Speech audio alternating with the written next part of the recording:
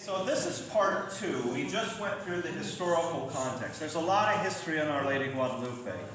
So now we're going to move to the second part of the talk, which is the message of Our Lady.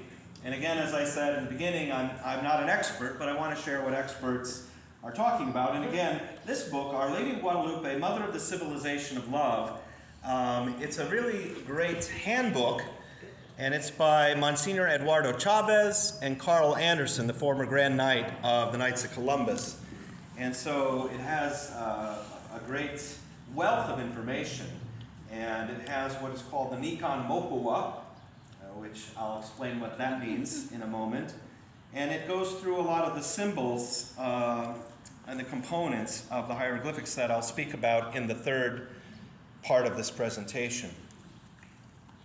So I think we're all somewhat familiar with the story of Our Lady of Gaudelupe, and since this presentation is about the Gospel of the Tilma, I'm not going to go into great detail with the story of Our Lady of Gaudelupe. I'm just going to hit a few highlights.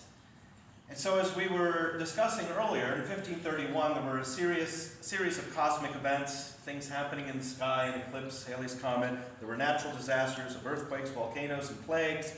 The world is about to end in the mind of the Aztecs, and they're terrified of the Europeans because of abuses. They don't understand the missionaries, the ones who are showing them compassion, and they're also scared that the soldiers with the priestly class of Aztecs will raid the city and take them away for human sacrifice. There was no human sacrifice in the city, as I said, but it still occurred in the jungles around it.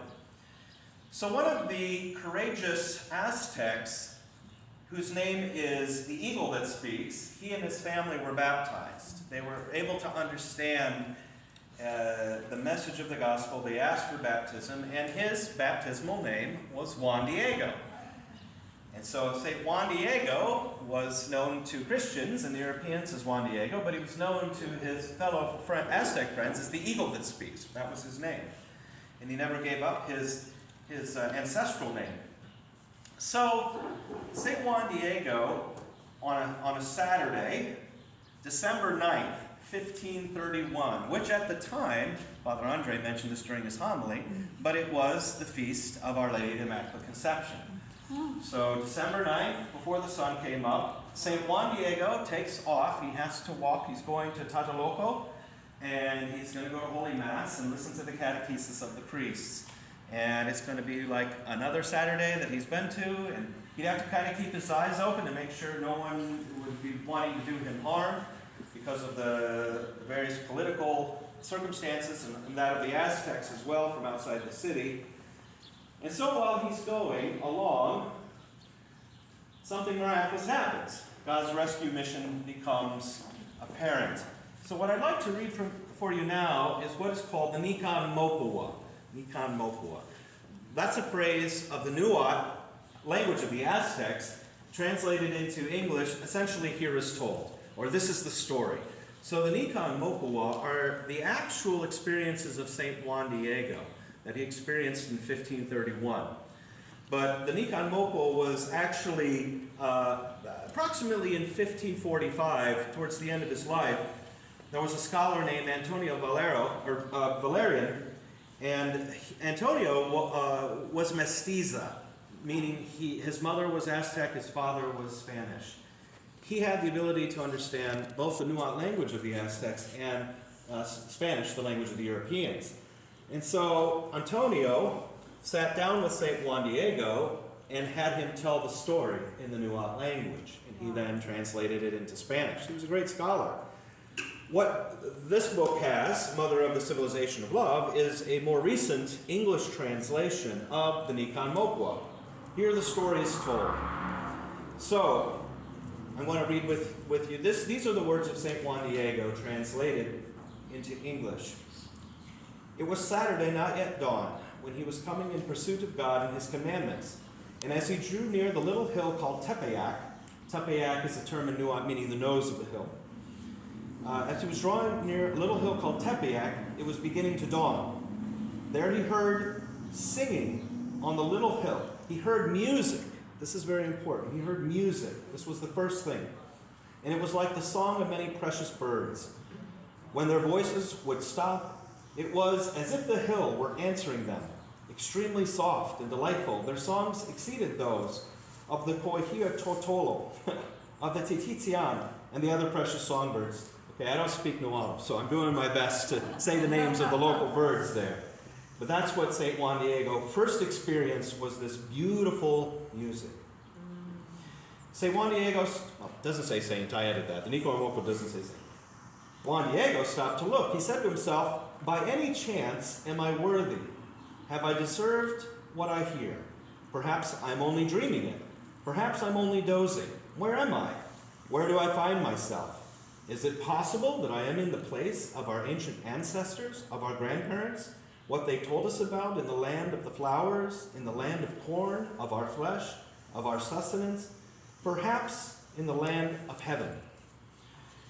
So what's kind of interesting is those words may seem a little strange of St. Juan Diego, but the Nuat language was a poetic language, and there was often repetition, a repetition that had meaning and richness in it.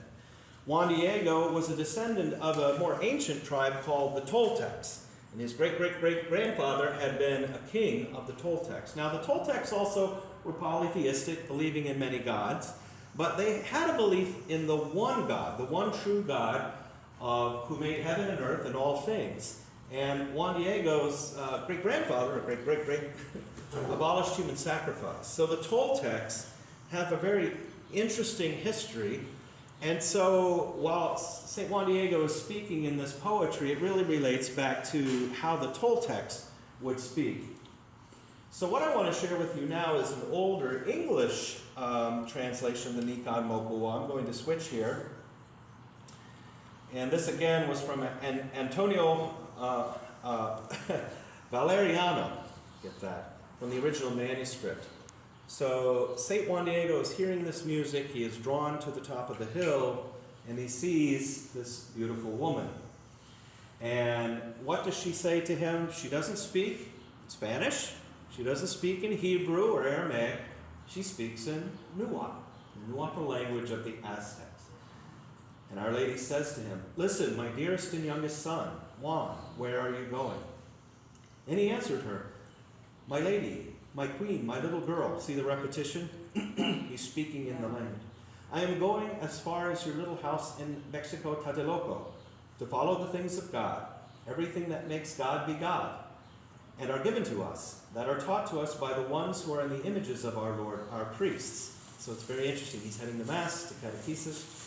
Our Lady responds to him, and Juan says, she talks with him, she reveals her precious will, and then she says to him.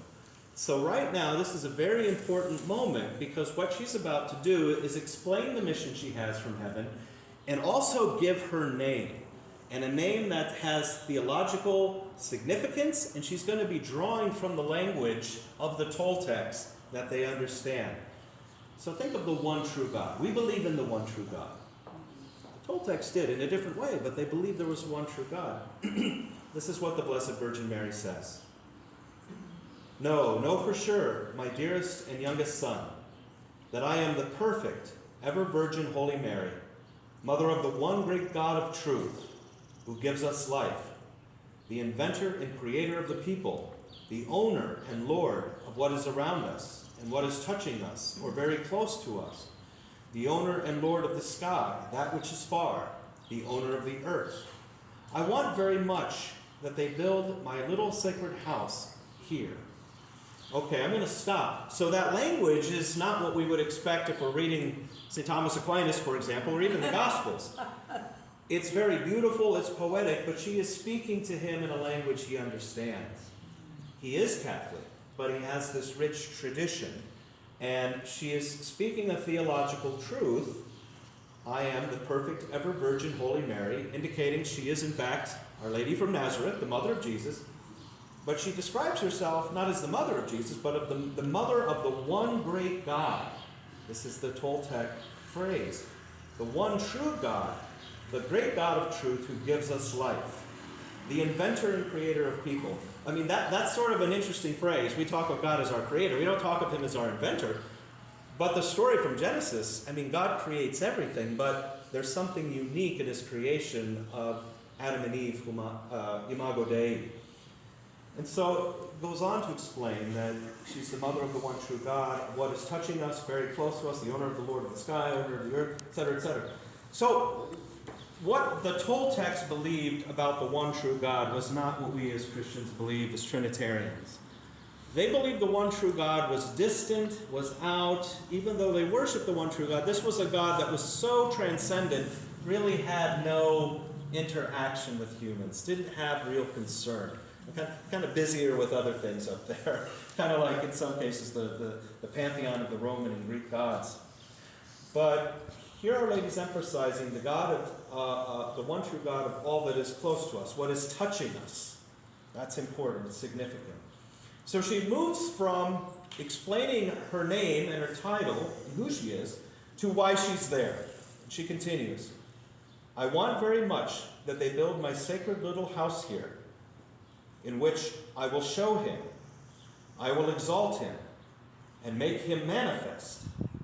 I will give him to the people in all my personal love, in my compassionate gaze, in he who is my help, my salvation, because I am truly honored to be your compassionate mother, mother of mercy, yours and of all the people who live together in this land. And she goes on to say, and of all the other people in different ancestries, my lovers, who cry to me, those who seek me, those who trust in me. She explains what will happen there. So she's already said it's not about her. She said it's about the one true God. She said at this sacred church, she will show the one true God. She will exalt the one true God, and she will make the one true God manifest.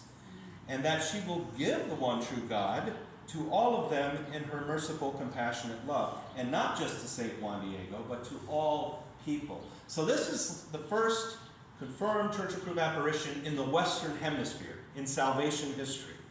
Here is the Blessed Virgin Mary, pregnant with Jesus. Jesus is in this apparition. And so Our Lady is speaking, inspired by the Holy Spirit, explaining the mission of Almighty God. And she goes further, because she understands this is a cataclysmic moment, a time of terrible fear, a time of potential war, sacrifice, earthquakes, all of this. And she says that at this church, she said, because there I will listen to their weeping, their sadness, to remedy, to cleanse, and nurse all their different troubles, their miseries, and their suffering. So God sends a rescue mission in the midst of desperate times. Desperate times call for desperate measures, right?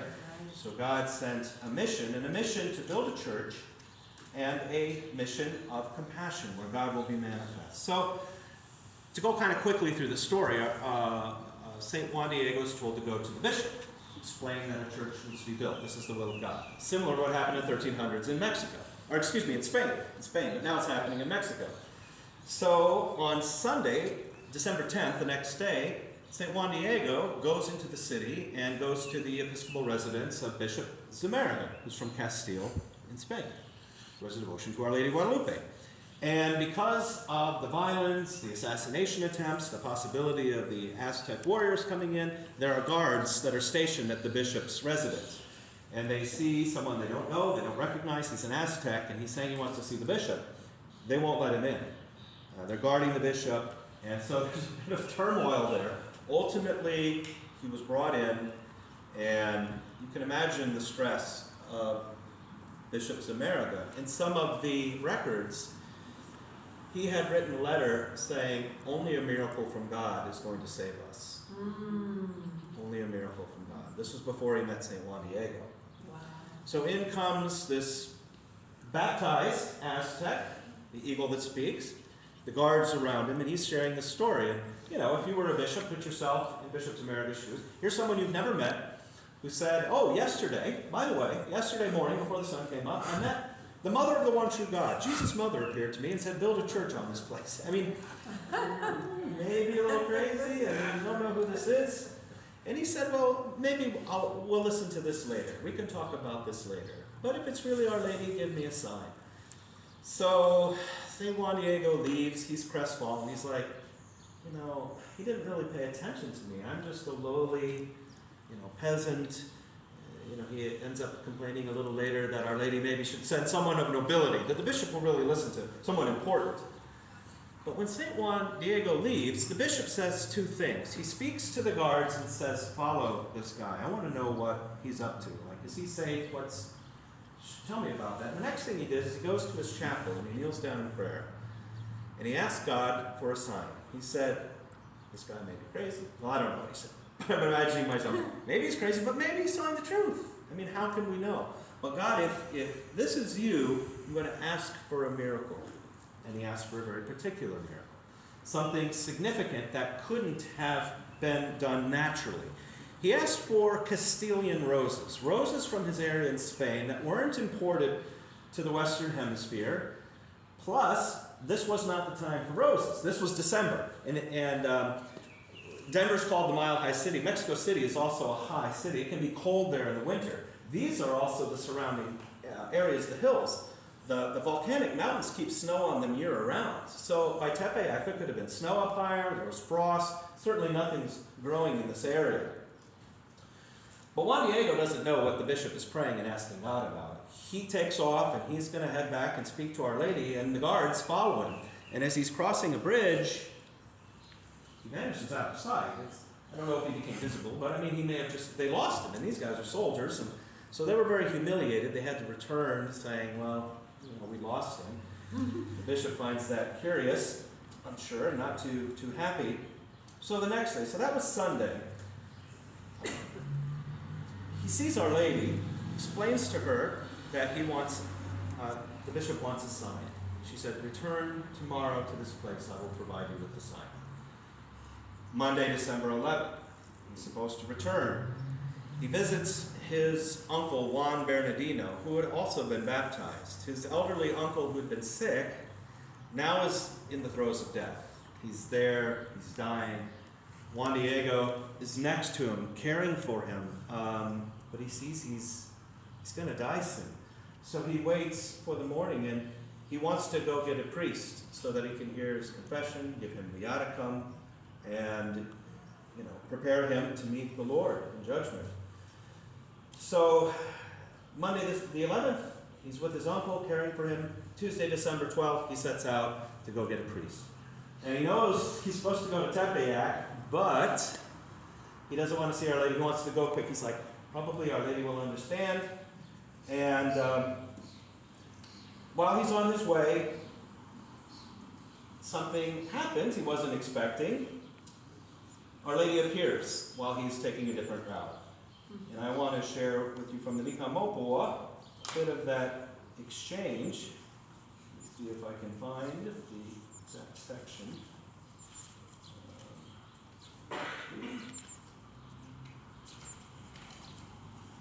So she directs him to go to the top of the hill. Sorry, I'm looking for the section.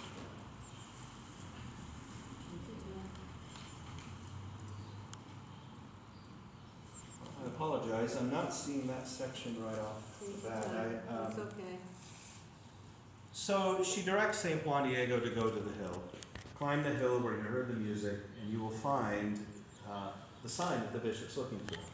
And he is shocked as he goes to the top of the hill because he sees these beautiful flowers, the likes of which he's never seen. Of course, he knows that there aren't flowers this time of year, let alone up on top of a frosty hill. And so he picks up all of the flowers, gathers them together, and Our Lady helps place them in his tilma. Now, tilma is a cactus fiber garment, like a poncho, that the Aztec peasants would wear, and he had it tied in a certain way that showed he was a landowner. So there was a significance there, and then they could tie the back, use it as like a backpack or carry things. So he holds it out to the Blessed Mother, and like a loving mother, she sends the roses in gently to send him on his way. Now, he had told her already that he was terrified of his uncle dying. The section I was looking for, I will share with you later. But essentially, she was consoling St. Juan. Don't worry. Do not be afraid. Your uncle will be okay. Later, he would find out that at that very moment in the day, a miracle of bilocation was happening. Bilocation, being in the same place or being in two different places at the same time. Our Lady appeared in the house of Juan Bernardino and cured him. Bless you. And what's really interesting, like Lourdes, there was a stream that formed. You know, where St. Bernadette was that was healing. Well, at Juan Bernardino's house, a stream also came out of the ground. It's called the Church of the Fifth Apparition. A church was built there, and you can get the holy water from the little stream that comes out, and there have been miracles there as well. Wow. So back to our story. St. Juan Diego now has the roses, and he's heading on his way back to the episcopal residence, and who's there but the guards, who are angry at this guy who lost them, and now he has something in his arms. Show us what you've got. He won't show them. This is only for the bishop. And you can imagine, I mean, if these guys are like guards, they're not going to let this guy anywhere near the bishop. People have already tried to murder the bishop. So things break out. There's a bit of a scuffle. In fact, it apparently gets the attention of the bishop, who's looking out the window, seeing all of this. And at a certain point, as the guards are trying to struggle with him grabbing his tilma, they look in to see roses, but then they back up.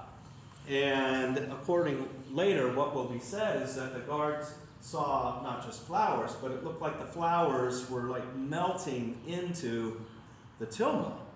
And it wasn't even so much that they were looking at flowers, they weren't looking at something. It's like someone was looking back at them. And when they backed off, the bishop said, "Leave him alone, let him enter." So he's escorted in,